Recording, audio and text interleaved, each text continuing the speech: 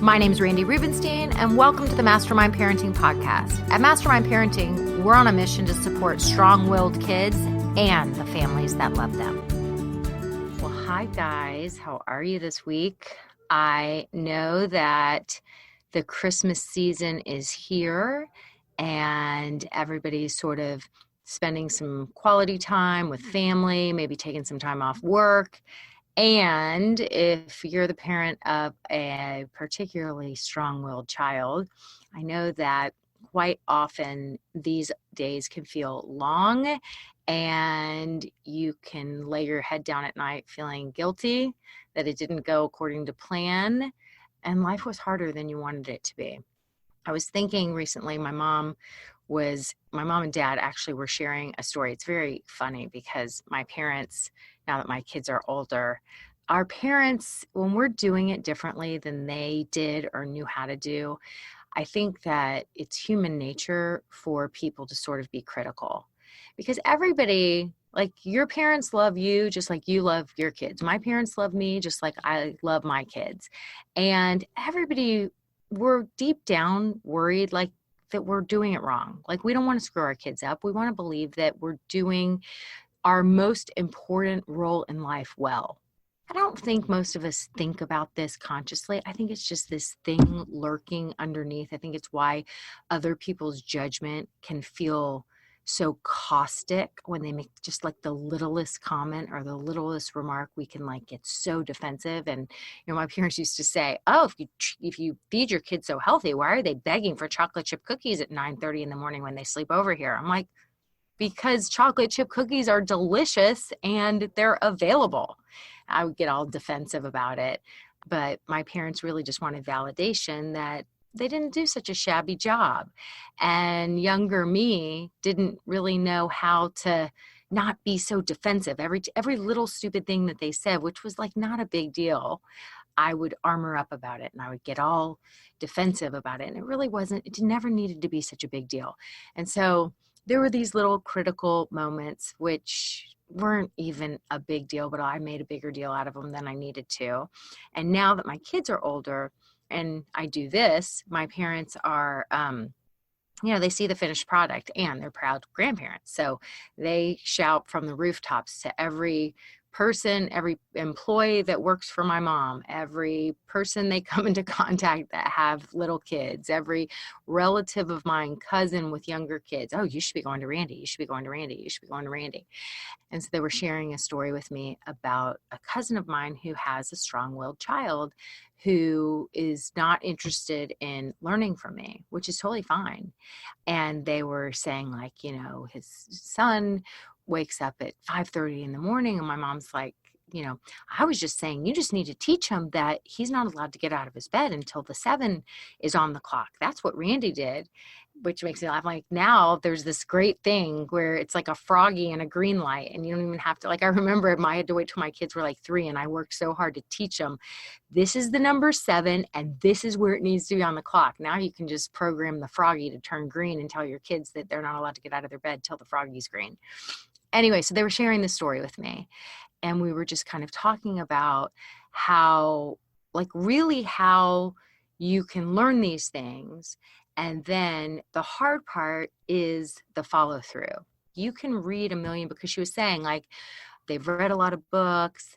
And my thought is I've spent 20 years reading books by so many awesome clinicians. Like I'm not the only game in town who teaches these concepts. Dr. Shafali, brilliant. She's so much more eloquent than I am. I love her. I love her message. Dr. Laura Markham, her company is called Aha Parenting. She teaches so many similar concepts. There's lots of people. Anyone's teaching anything that has to do with conscious parenting. I've just found that most of the people that come to me, they like my real mom talk, that my expertise is in the field, creating this recipe because I had a strong-willed child. And I read all the things and then I combined it and give everyone the cliff notes. And I just know that this recipe works and it feels selfish not to share it. So if you have a strong-willed kid, I don't care if you come to me or if you go to one of these other parenting experts who frankly may appeal to you way more. Just go to someone and support yourself in doing what it takes to actually follow through.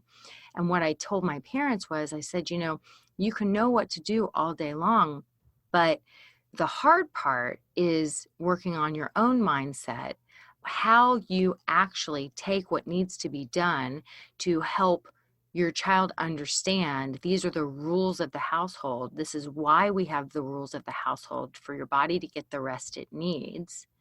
And establishing, having that conversation, that productive conversation, knowing how to have that ahead of time, where you establish the rules. And then what I say is, you establish the rules, you repeat it often, you follow through consistently, knowing all day long that you're going to show up in your confident pack leadership, and you're going to let them know what's coming. You're going to repeat it often. Remember, tonight, bedtime's at this time. Your body's got to get the rest it needed. You got up too early.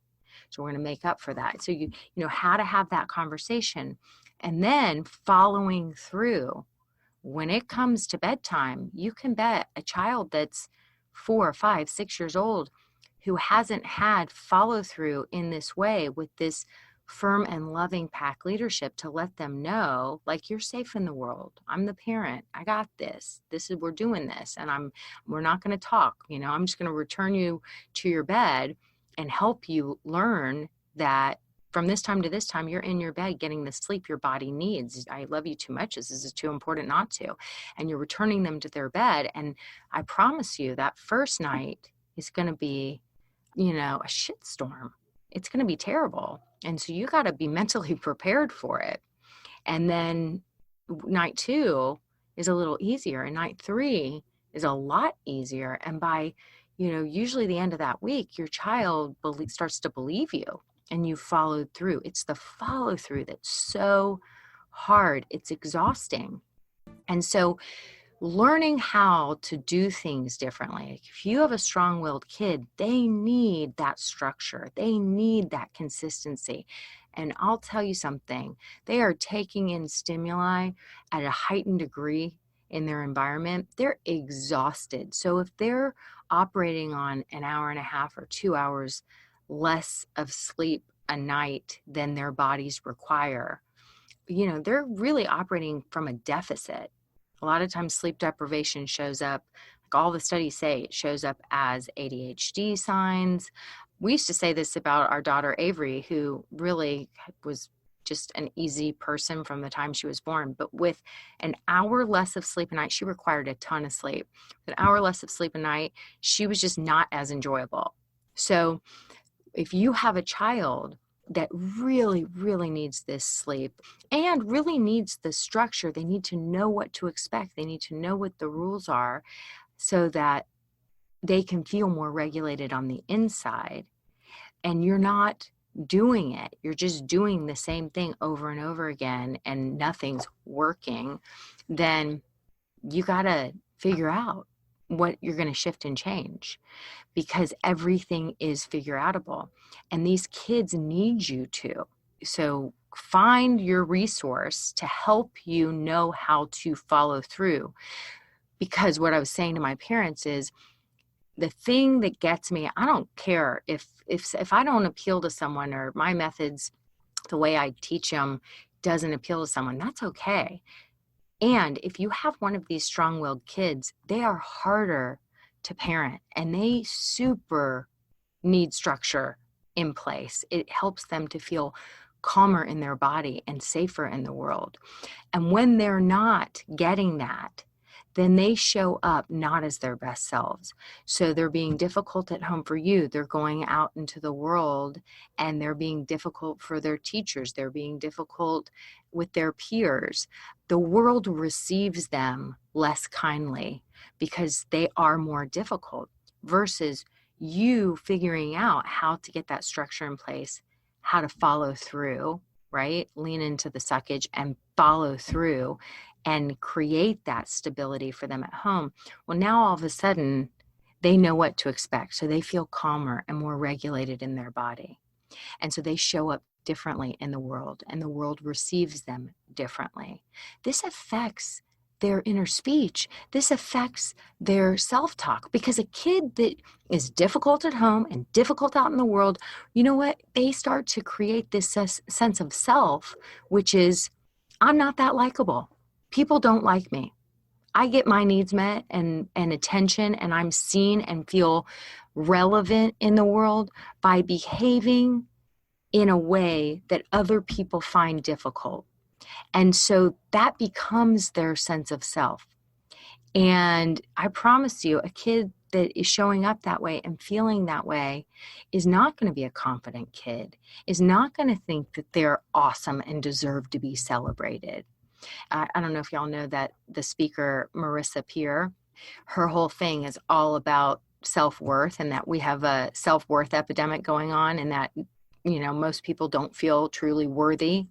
And if you think about it, like, think about when you make like the stupidest little mistake and you're like, oh, I'm such an idiot. Like, you say things to yourself that you wouldn't say to someone you love, and yet that's how you talk to yourself over something silly. Where do you think that comes from? It comes from, there were certain areas where you were shamed as a kid. The adults probably didn't mean to shame you, but it was just the way it was done. And so then that becomes the way you speak to yourself in your head. So I promise you, these strong-willed kids who are being difficult at home, showing up in the world, being difficult everywhere, they don't feel good about themselves. And so that's going to become their inner dialogue, and they will have a self-worthy crisis going on within them. So it's so important, if you have one of these kids and what you're doing is not working, to find your resource that's going to help you follow through in creating that structured, safe, loving environment where your kid can truly start showing up as their best self. Because that's how we combat the self-worth epidemic that we have going on in our culture. So I wanted to share that with you guys. And I wanted to say, if you get nothing else from this, I want you to think over the holidays. If life's difficult and the days feel like they're never ending, and the memories aren't exactly what you were hoping, and there's a lot of tension, and you're just not having as much fun as you thought you were going to have when you're off of work and home with your family and supposed to be doing all these things, creating this beautiful, connected family dynamic. If that's not happening, I want you to just have an honest conversation with yourself and to really think about the fact that it's easy to come up with excuses as to why this one won't work, and I read books and I don't like her method, I don't like her process. That's fine. But excuses keep you in inaction. Excuses are the way that you stay stuck. So I don't care whether it's me or some other game in town. I am not the only game in town. Find your resource and get the support that you need. Start taking action and make your year that you're truly going to go from surviving to thriving as a family. Okay, have a beautiful holiday. Bye, guys. Thanks for listening today, guys. I hope you picked up some tips, tools, maybe some baby steps for creating more balance and boundaries in your life. And I just wanted to let you know, if you want to continue moving the needle forward in creating this for yourself, having a happier household, I want you to go to my website and check out mastermindparenting.com. We have 3 beginning programs, and if you need some accountability and more support, then please look for the one that would be a good fit for you. And as always, we're on all the social channels under Mastermind Parenting. On Instagram, it's mastermind_parenting. And periodically I do pop up on different Instagram lives, Facebook lives, where I give you teaching and coaching, and I love engaging with you live to help you help your strong-willed kids so that they can feel better, because when they feel better, they do better. And I love, love, love getting to know you guys. So thanks for listening. If you like this podcast, please don't forget to subscribe, rate, and review. Super, super appreciative.